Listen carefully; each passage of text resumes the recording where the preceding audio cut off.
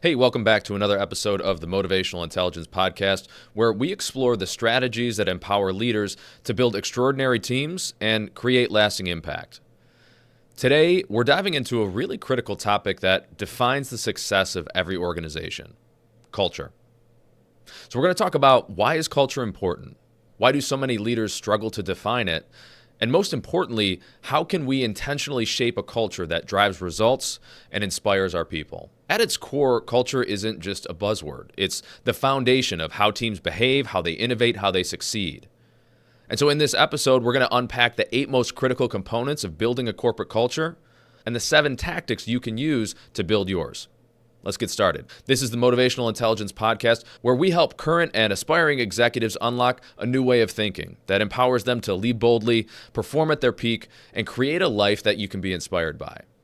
I'm your host, Sean Johnson, and having coached leaders across industry, I've seen firsthand how culture can be the greatest asset or the biggest obstacle for any organization. The phrase, culture eats strategy for breakfast, is a cliche for a reason, because it's true. You could have the best strategy in the world for competing in a marketplace or building a thriving business, but if we don't have the success culture in place in our organizations to actually execute on it, that strategy is just words on a page. It's just posters on a wall. It's really our ability to inspire our people to execute that makes all the difference. Today, we'll break down the principles and practices that will help you build a culture that's not just effective, but transformative.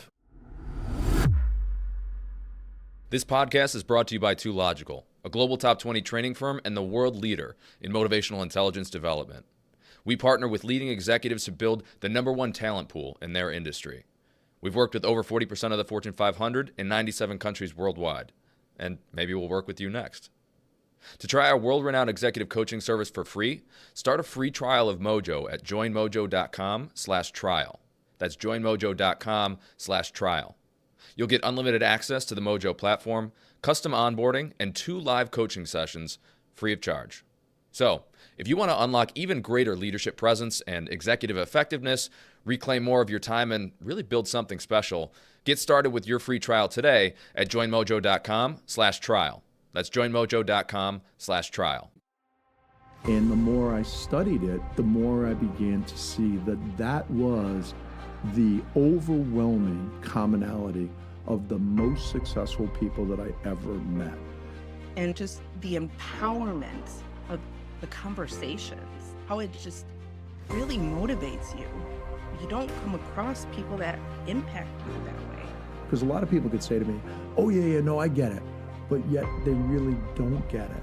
This, if you really lean into it, can be life-changing. Mojo's is part of our DNA and what we do during team meetings. And I just looked at Randy like, oh my God. I feel like that's made a lot of impact in my direct report's life because they're not afraid to talk to me. But I started to see what this gentleman said in the podcast. And I was like, it was just kind of surreal because it was almost like he foreshadowed what I was going to be up against that.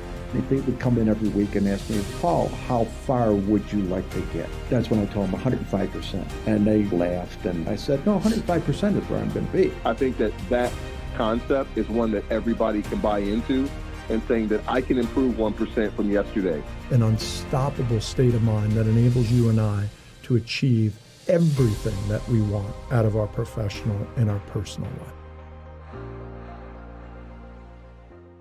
Now, I want to start by telling you a quick story about why culture matters. In 1980, there was a group of hockey players from the U.S. that rose to international fame and thrilled the nation by beating the favorite Soviet Union to win the gold medal at the Winter Olympics. Now, logically, when we compared the skill set and the experience of these two teams, this win for the U.S. should never have happened. So, why did it?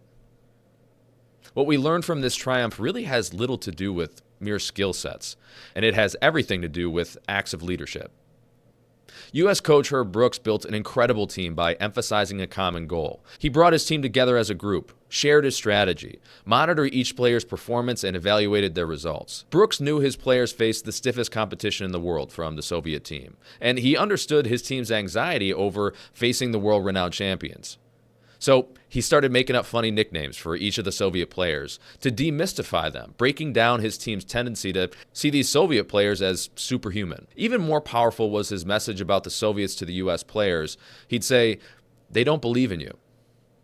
The Soviets are so overconfident, they don't think you have a prayer. And it's their overconfidence that's going to kill them. And as it turns out, he was exactly right. As you develop relationships with each individual who reports to you, you work to instill a mutual trust and a mutual respect with one another. You establish shared goals and expectations. You demonstrate that you're ready and willing to listen to each person's opinions, that you want to see them learn and grow, and you encourage them to experiment with new ideas and ways of getting the job done. Now, what happens when you bring all these individuals together to work as a team? Because these team dynamics are vital to people's individual development and to the overall development of the organization. And it's through our work with others that individuals cultivate a forum to express opinions, to try out new ways of doing things, to experiment, and most importantly, to learn. Culture is the invisible force that drives behavior in every organization. It influences how people make decisions, how people solve problems, how they interact with one another. And companies with strong intentional cultures demonstrably outperform those without one. And the reason is because culture aligns people's behaviors with the organization's mission. It creates consistency, motivation, and trust. I mean, think of iconic companies like a Google or a Zappos. Their cultures weren't accidental. They're the result of a very deliberate effort to define and reinforce their culture. Now, the problem is most leaders can't define culture. If you survey 10 leaders and you ask them, how many of you think that culture is absolutely critical to your success? Everyone would raise their hand. They all say yes. But if you ask those same 10 leaders to define what culture is, I bet you get 10 different answers. See, many leaders recognize culture's importance, but they struggle to define it. And that's because culture isn't a tangible thing. It's not beanbags in the break room or team building retreats. Those are just expressions of culture, but it's not the culture itself. So if we're going to talk about culture today, we must first define it. And we define it very simply. Culture is the collective beliefs of a group of people. That's it. It's what a group of people collectively believes. And these beliefs determine how people behave, what they prioritize, what's acceptable and not acceptable, and how they're going to respond to challenges. So as a leader, we want to sit here and reflect, if our culture is defined by beliefs, what do our team's behaviors say about what they believe? An important question to think about. But now that we've defined culture, let's explore the 8 most critical components for building a culture that drives results and inspires teams. So component number 1 is common values. Values are the foundation of culture. They guide how people interact and how they make decisions. So everyone on the team has to believe in these same core values. And focusing on these common values provides guidance and justification for all individual and all team behavior. So we want to be able to clearly articulate what are our core beliefs that define our team, that define our organization. And we want to make them specific and actionable, not these vague platitudes. Right? So instead of just integrity, how do we define how integrity shows up in our daily work, like transparency and communication or owning our mistakes? So that's component number 1, common values. Component number 2 is shared goals. Working in a team means that we all have to pull together to accomplish common goals. And these goals must be well communicated, and we must display our unwavering commitment to them as a leader. So a culture thrives when everyone is working towards the same objectives. So as leaders, we need to regularly communicate the organization's goals, our team's goals, and show how each team member's work contributes to achieving them. So for example, as coach of the U.S. Olympic hockey team, Herb Brooks unified his players by focusing on one goal, winning the gold medal. Very clear, very specific. Component number 3 is a shared concern for the outcome. So passion and commitment to success must be universal on the team. Every member of Herb Brooks' gold medal team needed to want that win so much they could taste it. And if the entire team had not reached this level of desire, this level of commitment, the team would have never succeeded. And so in the same manner, everyone on your team, everyone on our teams must share a passion for winning and a commitment to reaching the goal. They must want to make something happen. And so as leaders, we want to foster a sense of ownership by involving employees in discussions about strategy and progress, holding town halls and discussions where leaders and employees can collectively discuss challenges and celebrate wins. Component number 4 is a willingness to help others succeed. So a thriving culture is one where people invest in one another's success. So as demonstrated by your own dedication to bringing out the best in each of your direct reports, everyone on your team must be willing to invest in each other to achieve that common goal. And when this becomes an integral part of the way the company, the team operates, people begin to work together and remain focused on what they need to accomplish even during difficult times, when it's maybe most tempting to resort to negatives. It's at this point in the development of your team that you really begin to truly see the fruits of your labor. As a manager, you'll begin to hear phrases you use to coach and guide your people used by them during interactions with their colleagues. This is how you know it's sinking in. And as the team evolves, this is an awesome transformation that accelerates the learning that you advocate every day as team members regularly turn to one another for advice and assistance. And so we want to recognize and reward these collaborative behaviors, encourage mentorship and peer coaching. Because team members who openly share knowledge and skills elevate the performance of the entire team, the entire organization. Component number 5 is competitiveness. Nothing worth having comes easily. The nature of the task at hand, working towards achieving a common goal, requires competitiveness. So whether we're vying with other companies for the same business or we're competing with other departments in our organization, there must be an enemy out there. Right? You need the opportunity to reinforce your belief in the team's capabilities by saying, Group A is achieving these results, and you are far more talented than they are. So what are we going to do to beat them? Team spirit can be strategically enhanced and built through establishing a common goal to outperform that enemy. And so using competition this way is going to bring your team closer together and give it a benchmark by which to compare its performance and solidify the purpose of those common goals. So frame competition as a challenge to exceed past performance or meet external benchmarks, not as an internal rivalry amongst the team. You want to encourage teams to outperform industry standards. You want to encourage your team to be on a mission to become number one, be on a mission to become the best. And it's this mission that's going to bring them together. Component number 6 is a desire to succeed. So a culture of excellence starts with an internal drive to achieve greatness. Your success hinges on your own ability to internalize the desire to succeed and then help fuel that burning desire within every member of the team. So this might be the most basic tenet of management and leadership. If you're not interested in success and achievement, both for yourself and for others, you need to seriously rethink your decision to become a manager and a leader. So we want to embrace this desire as a leader. We want to model this for other people to follow. So celebrate effort and progress, not just results, to reinforce the value of striving and getting better on our path to success. And you'll see that leaders who consistently push for improvements inspire their teams to do the same. Component number 7 is consistent leadership. So culture flows from the top, right? We all know this. Leaders have to embody the values and the behaviors that they want to see. So leadership is not a sometimes thing. And when you equivocate, when you back down, when you don't rise to the management opportunities your people present to you, you lose momentum. You lose your people's confidence, and then they lose sight of where you want them to go as a manager and a leader. Momentum is critical to accomplishing tasks through others' efforts. Everything you do today builds on what you did yesterday. So every time your team takes a step back, you're starting all over again. That's why it's so important to rise to the occasion on leadership opportunities when they're presented. It keeps the momentum going in a positive direction. Consistent leadership, rising to the occasion for those management opportunities and showing leadership in every aspect of your life, it creates the momentum you need to move your team forward and succeed. So be intentional about how you lead. Your actions, not just your words, are going to set the tone for the organization. So if you want a culture of accountability, show accountability by owning your mistakes and decisions. Component number 8 is mutual respect.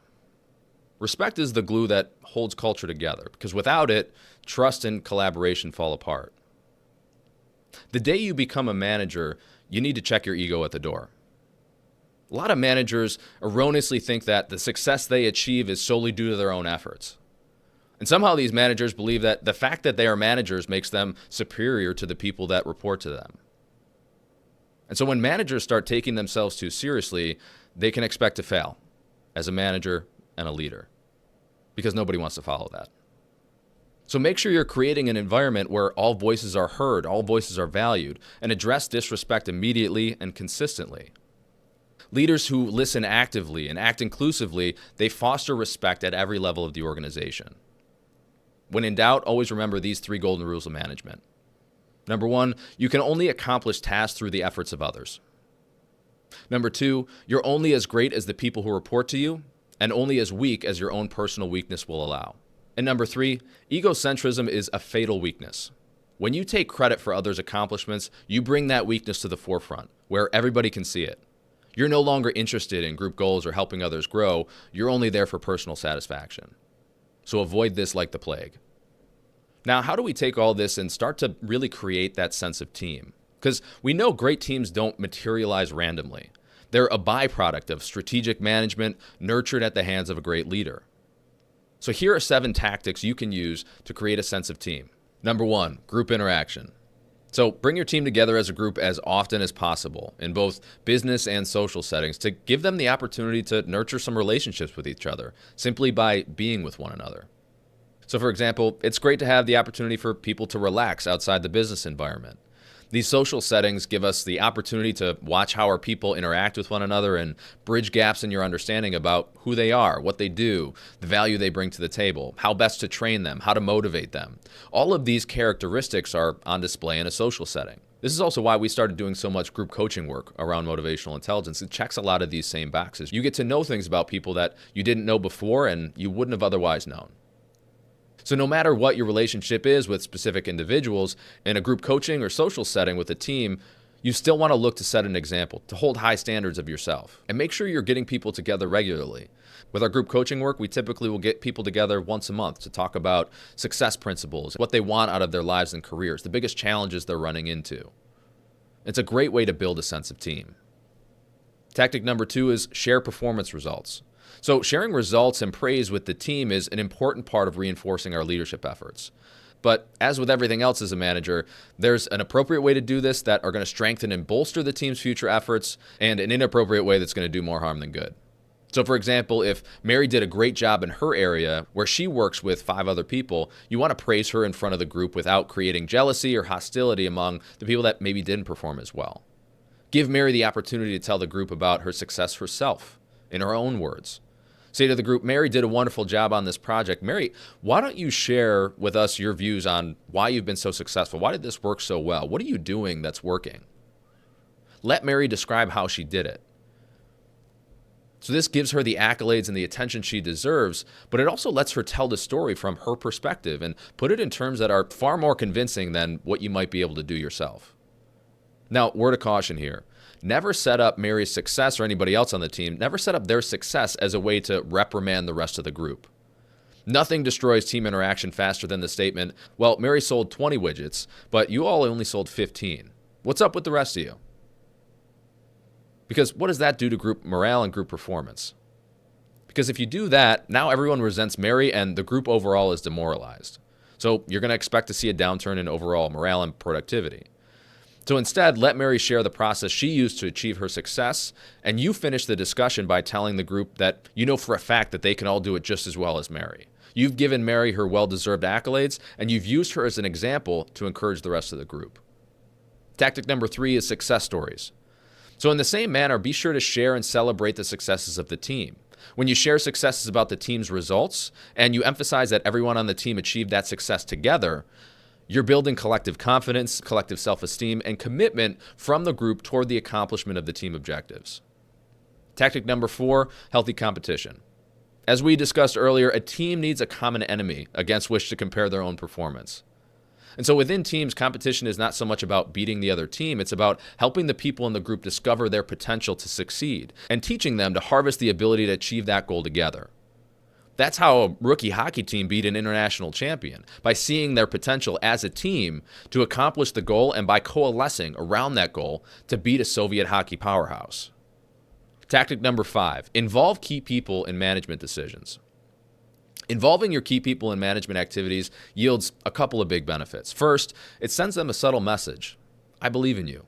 I think you have potential to do my job. So I'm going to train you to do it. Now keep in mind that as a successful manager, it's your job to groom your replacement. So if you move on to another opportunity or you get the next promotion, someone's going to have to jump in and do your job. So prepare them to do it.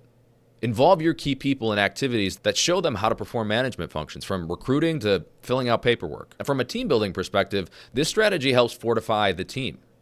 For example, it's especially valuable to involve key people in training new hires. Not only do new people often receive better understanding of the work they're going to perform, but they also have the opportunity to form relationships early with peers in the new workplace. And if people have the opportunity from their first day to interact with the group, they're likely to become stronger as team players. Also, this will help your key people even get to the next level of their performance because, as has always been said, the teacher always far outlearns the student. New people tend to learn their jobs better in peer-to-peer situations, which also helps accelerate their learning. And ultimately, new and seasoned team members work together and invest in each other's success, and that act personifies team. Now, another great application of this strategy is with team members who typically represent a management challenge. So, for example, when you have a controversial mandate come to you from top management and you know you're going to face opposition from some of your team members, bring those people into a strategy session in which you plan the delivery of the message to the whole group. Make those people that you know are going to struggle with this part of the solution instead of part of the problem. So this engages those individuals in the explanation and the reinforcement of group goals, while they simultaneously receive a message from you that you respect their opinion, you appreciate their input as professionals. Tactic number 6, using group forums for praise and reward. So use every opportunity to highlight the successes of individuals and the entire group.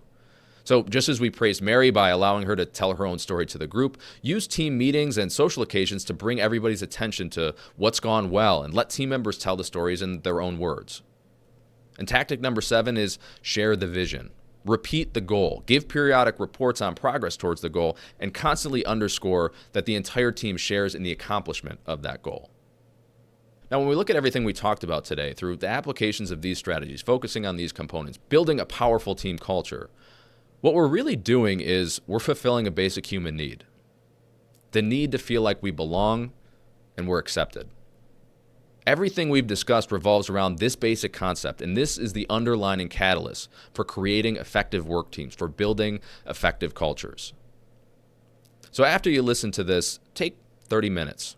Reflect on your team's culture. What are the core beliefs driving the behavior in your team or in your organization? Do these beliefs align with the culture you want? Which of the 8 components we talked about today could you focus on strengthening this quarter? Which of the 7 tactics could you use to improve in that area? Thanks for tuning in to this episode of the Motivational Intelligence Podcast. And remember, culture isn't something that you have.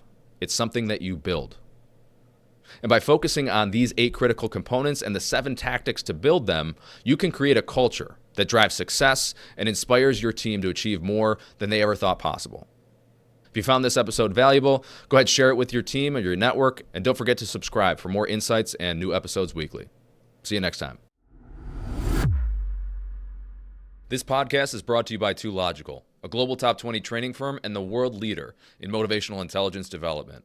We partner with leading executives to build the #1 talent pool in their industry. We've worked with over 40% of the Fortune 500 in 97 countries worldwide, and maybe we'll work with you next. To try our world-renowned executive coaching service for free, start a free trial of Mojo at joinmojo.com/trial. That's joinmojo.com/trial. You'll get unlimited access to the Mojo platform, custom onboarding, and 2 live coaching sessions free of charge. So, if you want to unlock even greater leadership presence and executive effectiveness, reclaim more of your time, and really build something special, get started with your free trial today at joinmojo.com/trial. That's joinmojo.com/trial. And the more I studied it, the more I began to see that that was the overwhelming commonality of the most successful people that I ever met. And just the empowerment of the conversations, how it just really motivates you. You don't come across people that impact you that way. Because a lot of people could say to me, oh yeah, no, I get it. But yet they really don't get it. This, if you really lean into it, can be life-changing. Mojos is part of our DNA and what we do during team meetings. And I just looked at Randy like, oh my God. I feel like that's made a lot of impact in my direct report's life because they're not afraid to talk to me. But I started to see what this gentleman said in the podcast. And I was like, it was just kind of surreal because it was almost like he foreshadowed what I was going to be up against that point. They would come in every week and ask me, Paul, how far would you like to get? That's when I told them 105%. And they laughed, and I said, no, 105% is where I'm going to be. I think that concept is one that everybody can buy into and saying that I can improve 1% from yesterday. An unstoppable state of mind that enables you and I to achieve everything that we want out of our professional and our personal life.